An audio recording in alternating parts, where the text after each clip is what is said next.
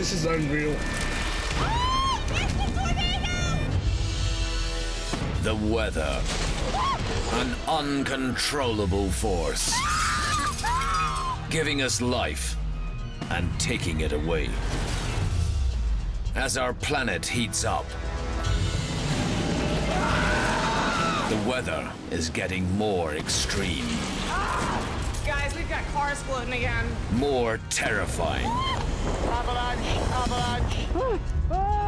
And even more catastrophic. If you're the praying type, please just pray for us, because this is really scary. With incredible self-shot footage. The thought Titanic came into my head. From the front line of fear. The biggest challenge we have is going against Mother Nature. It's an extremely challenging environment. We witness firsthand. What I was feeling was burning from inside out. The wrath of Mother Nature. I was saying everything's going to be okay, even though in my head I knew that was a lie. I'm getting out of here. It's like your brain doesn't understand what you're seeing. From twisted tales of terror. I don't want to die in my store. Death was right around the corner. Earth-shattering natural disasters. It's an earthquake. You're dicing with danger. If you're in their way, you die. And stories of sheer destruction. Oh my God! It's all gone. It looks like World War II. We meet the people who've stared death in the face. We're not going to get out of this alive. And survived the full force of the world's deadliest weather. Really kicking our ass.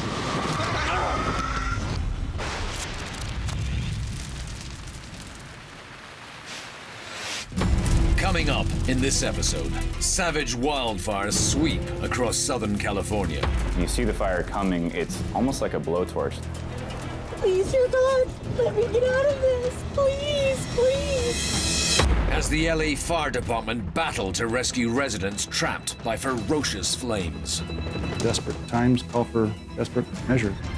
Yeah, this isn't looking good. A terrifying twister rips apart a gas station in Joplin, Missouri. It's happening. I'm dying in a tornado. And in Antarctica, a couple attempting to set a new record brave the most extreme elements on Earth. The main risk is death.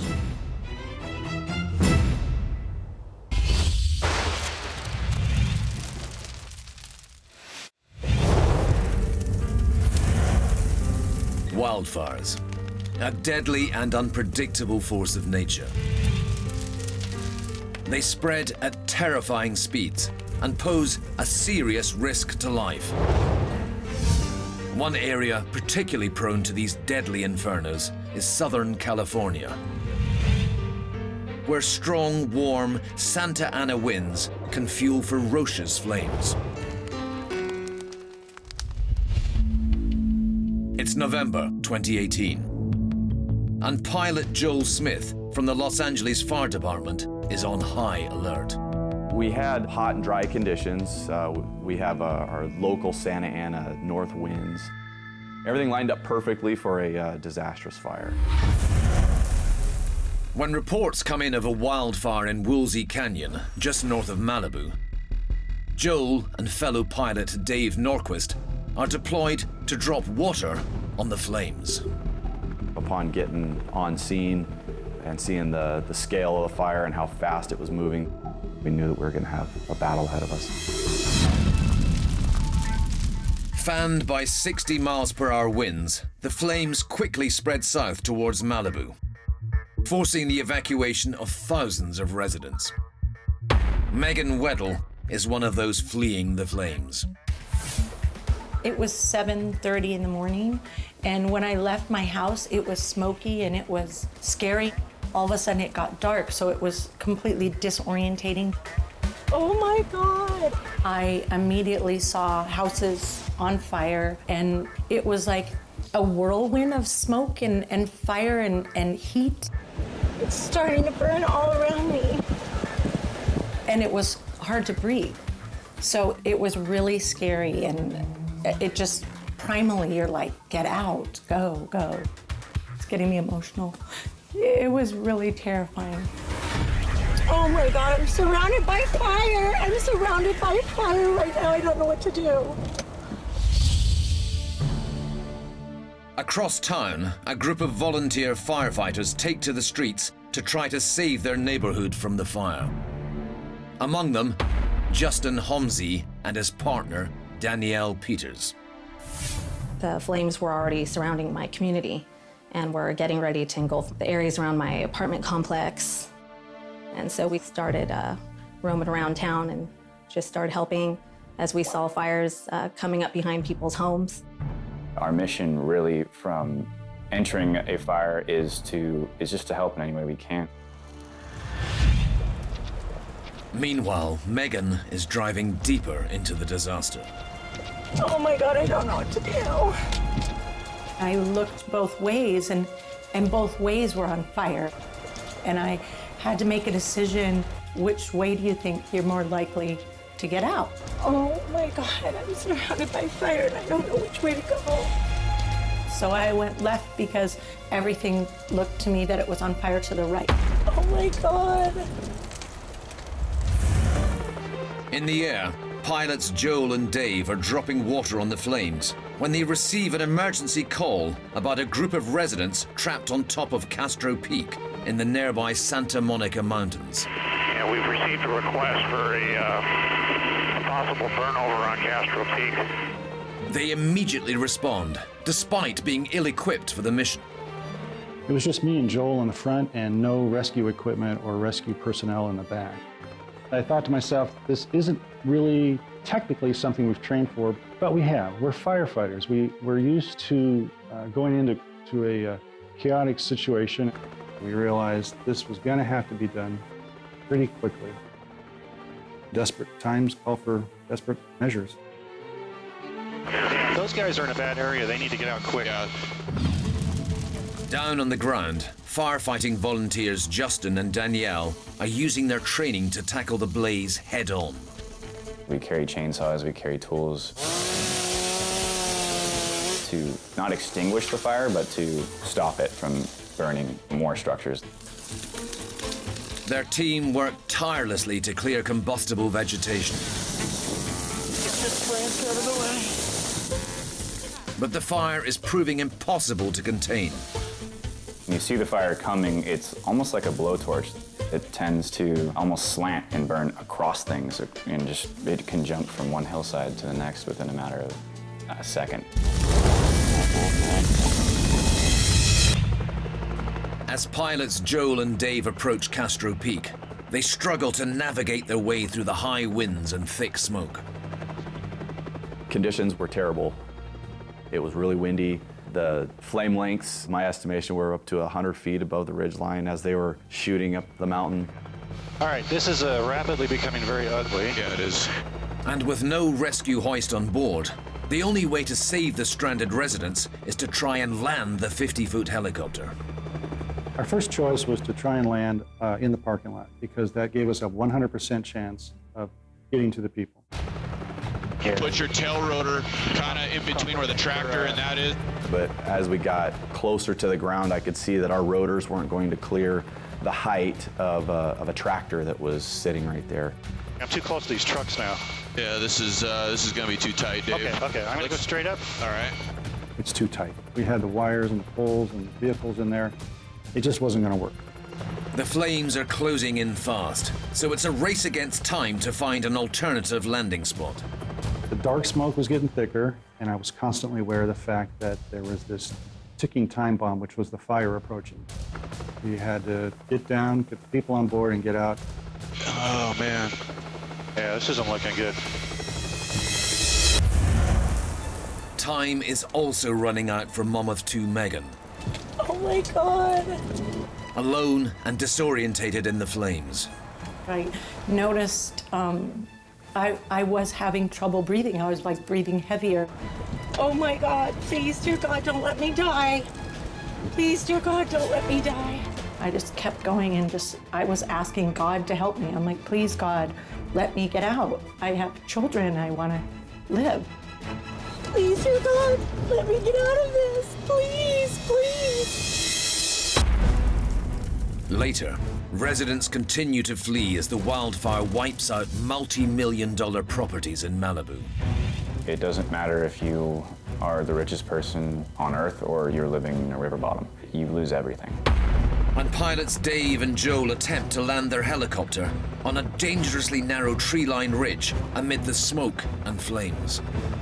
The last thing we want to do is mess up the helicopter, and now we have 2 more victims stuck at the top of Castro Peak. Can I move anywhere left? You got like 3 feet. All right, this is not going to be pretty.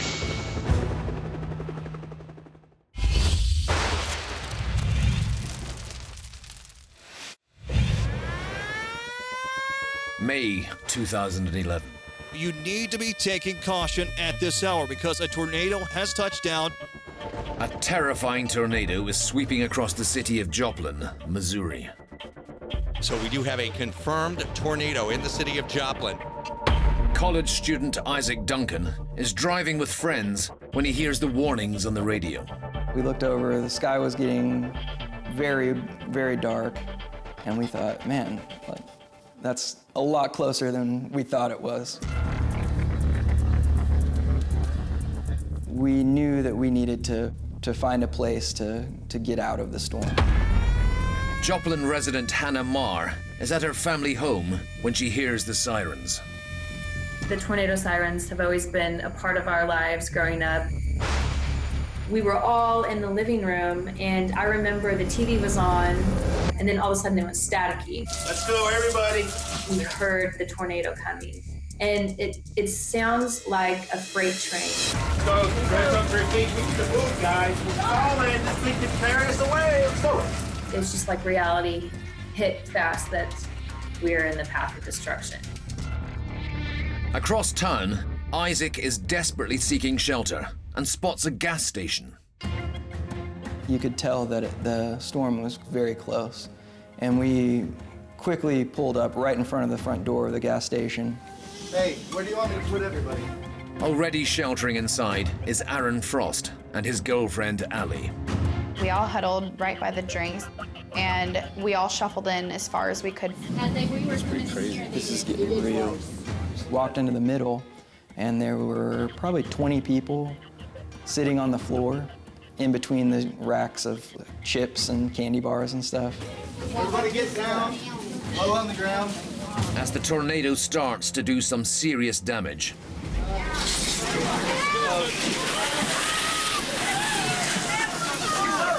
the group dashes towards the safest part of the store, the beer fridge. Everybody just started running as fast as they could to the cooler. It was in no way enough for 22 people to be in there, but everybody just piled in.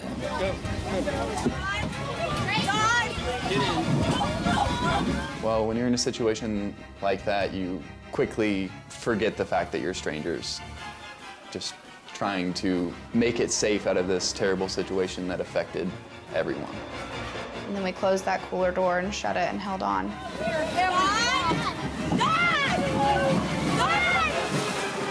As Isaac, Aaron, and Allie cling on for dear life,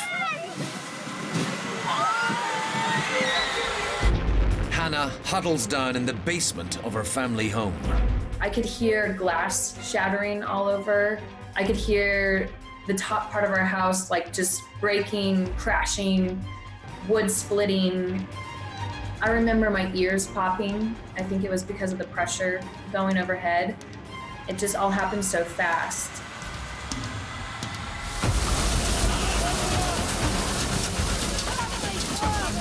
The first part of the tornado hit.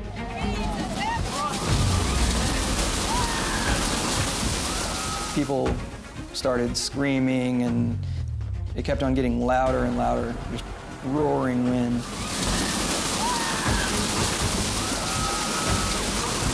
The floor was just covered in beer and broken glass.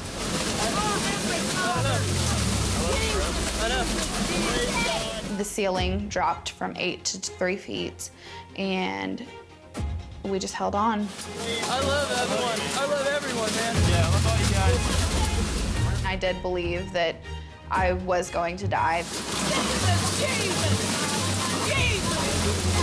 my mind went to, I never thought that I would actually die in a tornado, but it's happening. I'm dying in a tornado.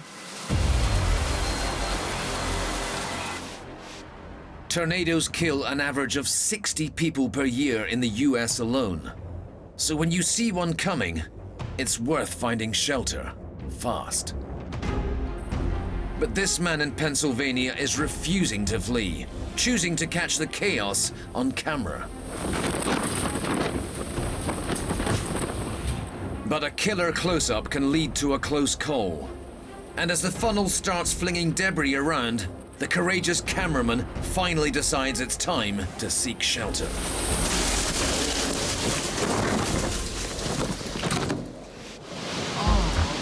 In Virginia, this man tracks a twister as it winds its way over a shopping complex. But though it might appear fairly distant, it accelerates with unexpected velocity.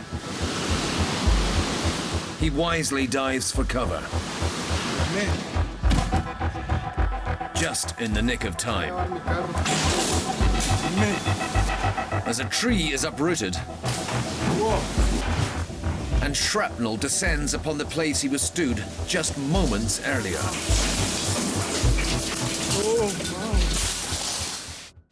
Getting bigger, go.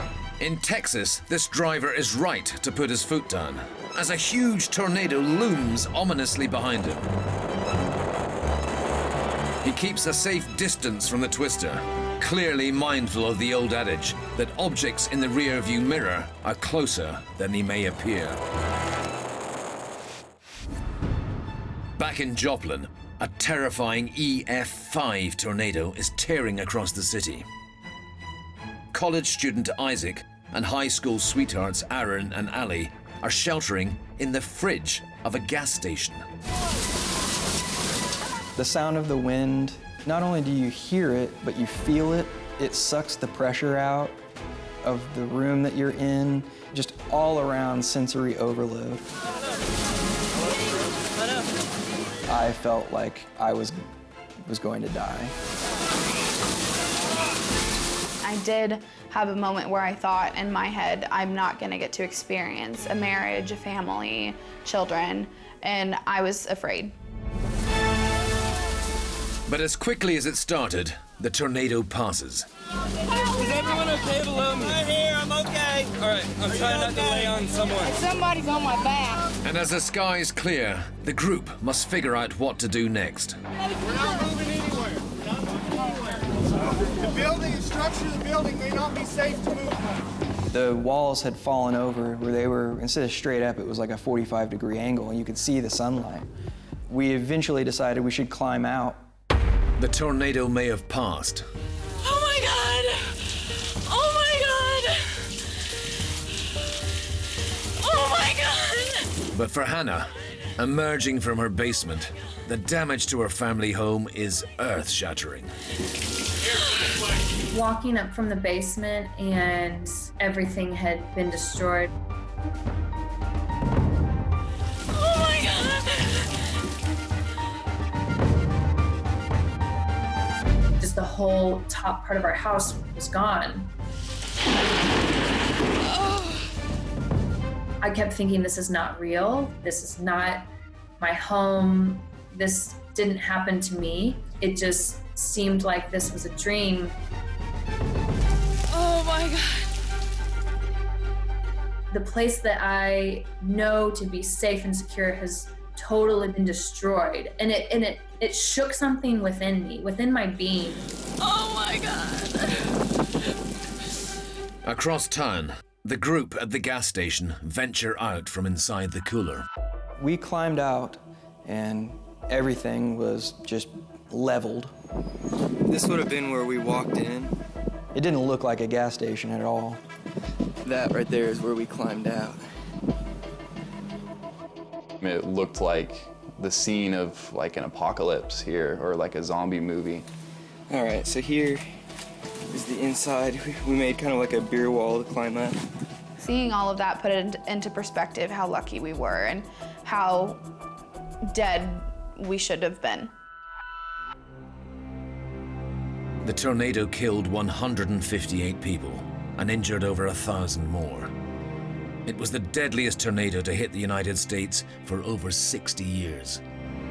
I think I met with death that day. Something that is totally out of your control can completely change your life. If we hadn't have come across the gas station that we found, I think that things would have been a lot different. And after surviving the tornado, Aaron and Ali's relationship went on to flourish. I felt so protected by him during the tornado that I felt like I needed him with me every day, every second, every moment after that.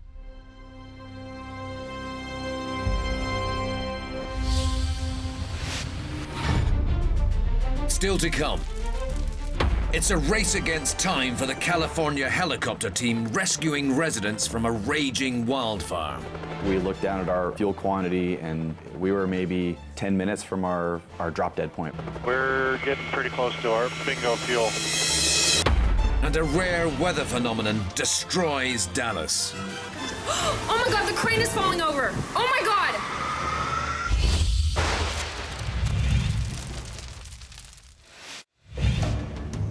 Antarctica is the coldest continent on Earth, covered by a huge sheet of ice larger than the whole of Europe. Average temperatures here hover around minus 57 degrees Celsius, and wind gusts can reach an astonishing 200 miles per hour. Virtually nothing can survive in such extremes. But that doesn't deter wingsuit skydiver Heather Swan and her husband Glenn. My dream was to go to Antarctica, to go and to fly a wingsuit. The adventurous couple have been flying wingsuits together since 2004. We've flown over the Grand Canyon, we've flown over Lake Eyre in Australia, and we've also flown over cities like Brisbane and Sydney and Melbourne. It's November 2018, and Heather and Glenn are taking on their greatest challenge yet: to become the first people to wingsuit skydive over Antarctica. But it's a landscape so brutal that even minor errors could be fatal.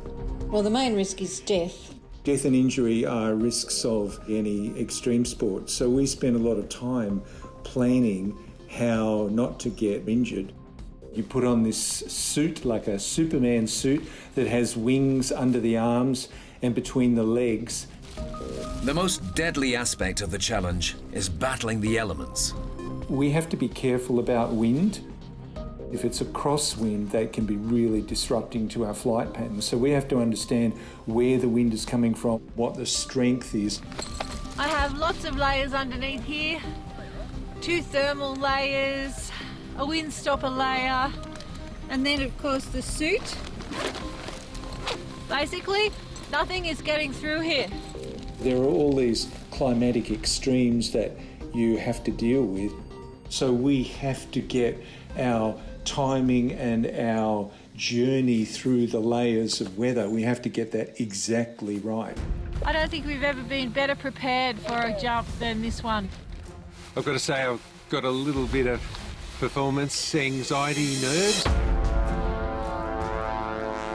And as they climb to 12,000 feet, Heather and Glenn begin to understand the enormity of what they're about to undertake. There is something really surreally special about sitting in an open door and an aircraft flying above Antarctica and knowing that you're about to get out. There's that much wind blowing on you, it's just howling. We're trying to get our minds and our focus centered for what we're about to do, but also keep looking at the pilot, waiting for that thumbs up signal that, time to go. The couple leap into the unknown. Just stunning. As far as you can see, beautiful white peaks against the starkness of the blue sky. But the sheer beauty of the landscape belies a horrifyingly hostile environment. It's minus 54. If you imagine the wind chill, that's what we have to be protected against. any exposed flesh, and that temperature and that wind chill factor will snap freeze in a matter of seconds. There's always the risk of cold injury like hypothermia or frostbite or chilblains. Heather and Glenn are straining every sinew as they combat the pressures of the extreme cold.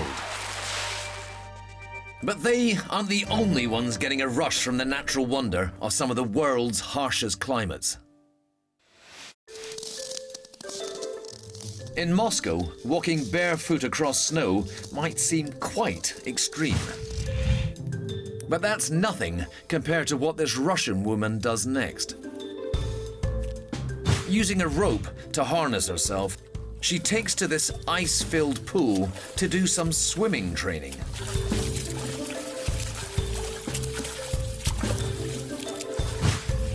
It's less freestyle, more freeze style.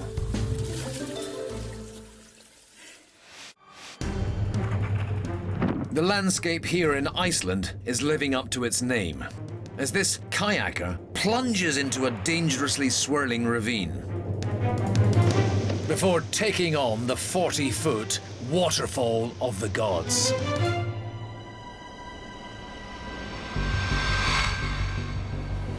He may well have had some suitably divine intervention to guide him through that one. In the USA, these excitable adventurers are heading out for a spot of ice fishing. This is Red Lake, baby. This is walleye fishing. Wintertime. Upper Red, baby. They're driving across the partially frozen Upper Red Lake in Minnesota, looking for the perfect place to snare their supper. Driving across ice is a tricky business, but it seems these guys have cracked the technique. With a bit of luck, that will be the only thing they crack. Back in Antarctica, husband and wife team Heather and Glenn are the first people ever to attempt to wingsuit skydive in the freezing, hostile environment. The cold air above the polar plateau, it sinks under the influence of gravity. It's actually a howling gale of super cold air.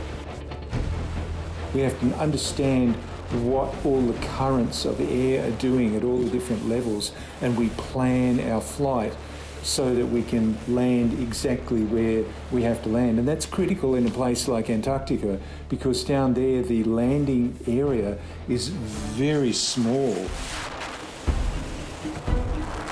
But just as they approach the landing zone, Glenn is suddenly and brutally blindsided by a gust of freezing wind that sends him careering off course.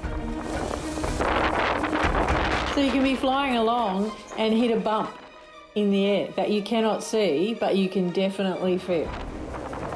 He then desperately alerts Heather to the danger. Don't turn! Don't turn! So you've got to correct to stop yourself getting thrown into a loop or getting just thrown off course. Eventually, Glenn manages to recover, and the couple continue their descent.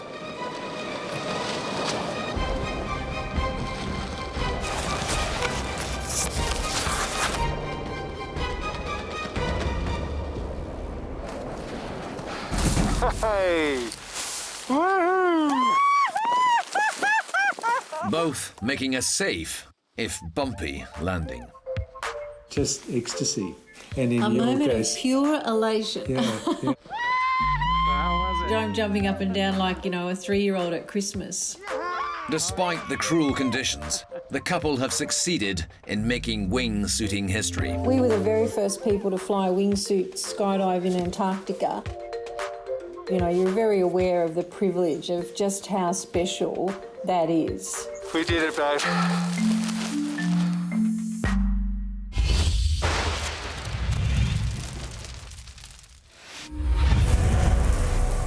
Earlier, we saw how a deadly wildfire swept across the mountains of Southern California, raging towards the luxury homes of coastal Malibu. Oh my God, I don't know what to do. Mum of two Megan is desperately trying to escape the horrifying fire. I'm like, please, God, let me get out. I have children. I want to live. Please, dear God, let me get out of this. Please, please. With flames in every direction, Megan has no choice but to drive deeper into the inferno. There's telephone poles on fire, there's trees on fire, and the smell was, it just was charred. The smoke was very black and thick and surreal. Like, you're kind of like, this can't be real. This can't be real. Oh my God, houses are burning all around me. I thought I might die. Oh my God, I just had something big on fire just hit my car. It is primal, it's survival of the fittest. It's, I need to survive this. I need to get to where there's no more fire. As Megan battles to stay alive, Los Angeles Fire Department pilots Dave and Joel race to rescue residents stranded on a mountain peak. I'm too close to these trucks now. Yeah, this is gonna be too tight, Dave. Okay, I'm gonna go straight up. All right. But they don't have a rescue hoist. They can't find a safe place to land, and now they're running low on fuel. Okay, and just so you know, just to add to it, we're getting pretty close to our bingo fuel. We looked down at our fuel quantity, and we were maybe 10 minutes from our drop dead point. It's crucial the pilots find somewhere to land, and fast. I looked to my right and saw that there was a little patch of dirt surrounded by a bunch of bushes, and it looked relatively flat. How about if we just land sort of here? What about right there on the dirt? That's what I'm thinking. Okay, let's do that. I'm way more comfortable with that. Yep. Dave made a hasty approach right into the spot there. I opened up my door to check that our tail rotor's not going to get into a tree. That's the last thing we want to do is mess up the helicopter, and now we have 2 more victims stuck at the top of Castro Peak. All right, this is not going to be pretty. Pilot Dave draws on his years of experience to try and land on the dangerously narrow ledge. Well, can I move anywhere left? You got like 3 feet. Obviously, 2, I'm not going to go. 1. Keep coming down. You're kind of in the bushes, but we're good. Then it's all down to firefighter pilot Joel. I'm gonna keep the door open. I'm gonna go run out. Okay. All right. Godspeed. Yes, sir. Who disappears into the heat and smoke to locate the trapped residents. Once Joel left the aircraft and left my field of vision, I had no idea what was going on. 13 miles south, and mum of 2 Megan is in dire need of a miracle. Everything is on fire around me. Everything. I was thinking, I have 2 daughters, and I'm their mom, and they only have 1 mom. And I can't let this fire win. Oh my God. I start to realize that I'm out racing it, like I'm getting ahead of it. And so it starts to clear. Looks like it's clearing. Miraculously, Megan makes it out. I just drove through fire. Oh my God. But back in the mountain, there's still no sign of Joel. Seems almost like an eternity, but then all of a sudden, I see him popping from around the bush. And he's got not 1, not 2, but 3 people and 2 dogs. Seeing how close the fire was, I said, we gotta go, let's move now. We ran as fast as we could down to the helicopter. It was literally minutes, just a couple minutes away from burning that whole place. But one resident is refusing to be rescued. The dog did not want to come with us. It was scared. He heard the helicopter, saw me with a helmet and my visor on. I looked down and the fire was, it was here. It was hotter. I felt the heat. Eventually, the dog is coaxed into the helicopter. All right, let's get the hell out of here. Good job, Joel. And its mission accomplished. Oh, that was close. Yeah, it was. Thank God we were there at the right time, or they would have been dead. They would not have survived, guaranteed. That's enough excitement for me today. Hey, you and me both, brother. The so-called Woolsey Fire swiftly engulfed nearly 100,000 acres of land, burning the equivalent of 80 American football fields a minute. Around 1,600 homes and buildings were destroyed, and a number of A-list celebrities were forced to abandon their multi-million-dollar homes to the flames. Fire is an equalizer. It doesn't matter if you are the richest person on Earth or you're living in a river bottom. You lose everything. With the worst of the wildfires now extinguished, local volunteer rescuers Justin and Danielle assessed the devastation. This is just hundreds and hundreds of homes. It's almost like an atomic bomb has gone off and it's just leveled everything. There's cars burning still. There was smoking heaps of what used to be mobile homes. There were animal carcasses and just tons of ash blowing everywhere. It's just pure devastation. Like, there's no way to describe this. That area was completely gone, incinerated, not a tree left standing. It was like the silence of being on the moon and seeing these hills that we frequently hike. And normally there's birds and animals and trees, and it was just all gray. And there was ash flying, and it was sort of beautiful but eerily silent. The devastating effects of the disaster will remain with residents and rescuers alike. The scale of the Woolsey Fire was the fastest and biggest brush fire I've ever responded to. The Woolsey Fire took our breath away. And the fire serves as a stark warning that Mother Nature is truly a force to be reckoned with. It changed everything forever. It'll never be the same. I felt like Mother Nature telling us, I'm in charge here.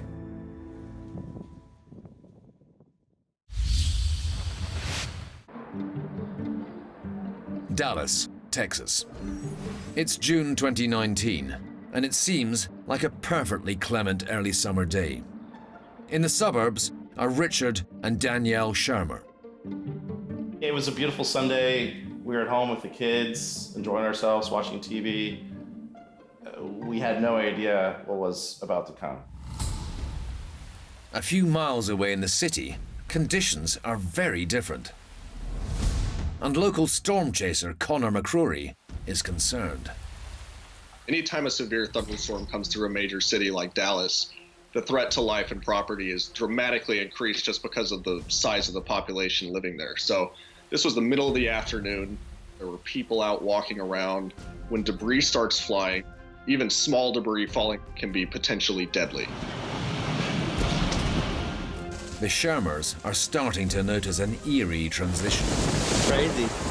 Slowly, it turned like pitch dark. Then the wind started to pick up. And then hail started to fall. You almost go into shock. I remember saying to everyone, this is a tornado. But this isn't a tornado. It's a microburst, a column of rapidly descending air within a thunderstorm.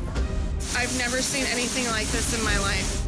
The sudden heavy rain from the microburst is causing the creek behind the Shermers' property to rise rapidly. Oh my God. And panic is setting in. We literally stood there looking out the window, and the moment it exceeded the concrete barrier and started to encroach onto the property, that's when I knew we were in trouble. Water is coming up. It's about to be in the house. Should we get stuff out of this room? I don't know. The water looked like we were in the middle of the ocean. Upstairs. So to look outside and see rushing water with waves going past your window was something I never in my life thought I would ever see. It's coming up. It's at the window.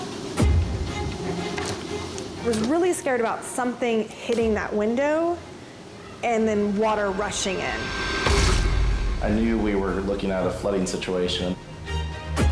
Are we gonna have to be rescued on the top of the roof? In the city, the freak storm continues to cause havoc. Here goes another big piece. Bam, knocked all the glass out. And one witness captures the storm at its most catastrophic. Oh my God, the crane is falling over. Oh my God. Oh my God. Oh my God, you guys. Dallas's collapsing crane isn't the only structure that is no match for Mother Nature. In Nova Scotia, the seemingly steady rotations of this colossal crane aren't being controlled by an operator. The gigantic girder is being ominously swirled solely by a barnstorming blizzard, creating a perilous propeller that shows no sign of slowing. From cranes to trains, and whipped up winds are ripping off this roof at a depot in Germany. Fortunately, no one was injured. But spare a thought for the commuters, coping with the catastrophic chaos caused to the timetables. In the neighboring Netherlands, there's yet more roofs ripped off. The damage and debris here is mostly comprised of solar panels, meaning the unfortunate homeowners must have been expecting a very different kind of weather. Oh my God, the crane is falling over. Oh my God. Back in Dallas, the quick-fire microburst has just crumpled a crane, and word has reached storm chaser Connor. As soon as I heard that there had been a crane that collapsed and fell into this apartment building, I had to jump in the car and head down to the site. But microbursts don't last long, so Connor is greeted by blue skies and total devastation. When I first arrived on scene, it was pretty clear that the damage was serious. People were just in shock. It's absolute chaos. They just were still trying to process everything that had just happened, and they didn't know what hit them. The carnage is catastrophic, and as one of the first on the scene, Connor is risking his life by documenting the destruction. There were concrete slabs laying on vehicles, vehicles on top of vehicles. Several floors of this garage had just been completely caved in. So there were vehicles that had fallen 40 feet and were just laying upside down with their alarms going off. It was like a scene from War of the Worlds or something. By the time I left, I had a pretty somber feeling. I was just concerned about my fellow citizens, the people in the city of Dallas who had been so suddenly displaced and had their lives turned upside down. The microburst in Dallas injured 6 people, and tragically, 1 person was killed. For the residents of Dallas, the storm is something that will stay with them for a long time. I don't even know if we can get out of our house. It looked like a bomb had gone off in our neighborhood. When you're affected by these types of storms, you realize how susceptible you really are. There's no way to prepare for them, and they can happen anywhere. We all have dangerous objects around us that can potentially impact us in the event of a severe thunderstorm. You always need to be on the lookout for something like that because you never know where the next severe weather hazard is just going to come from.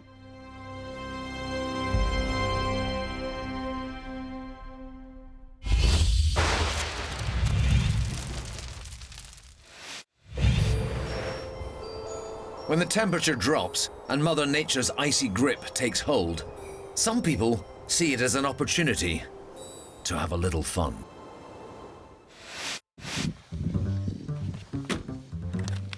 In Siberia, one man is out for a morning stroll on his local lake. And as he films through the ice below, it reveals a sub-zero layer of solidified bubbles and crystalline formations. Although it's a fascinating sight, he is wise to tread carefully. as a slip through the ice could result in him becoming part of the icy underworld.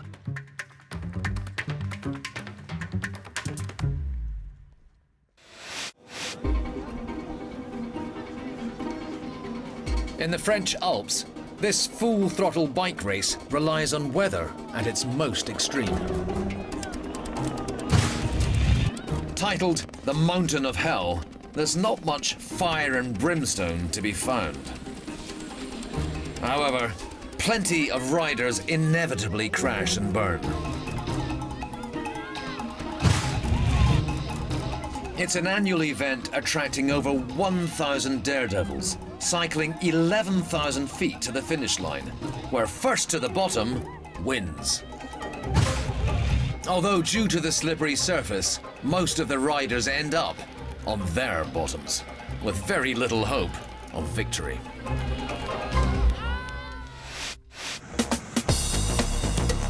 In Russia, these guys are taking go-karting to a whole new dangerous level. Racing on an icy river in a 250cc kart is no mean feat. But this guy keeps us cool, even managing to perform a wheelie.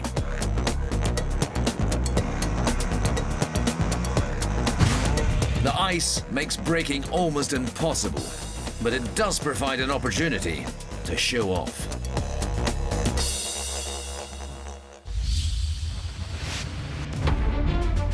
In this episode, we've seen Mother Nature at her most cruel. I've never seen anything like this in my life.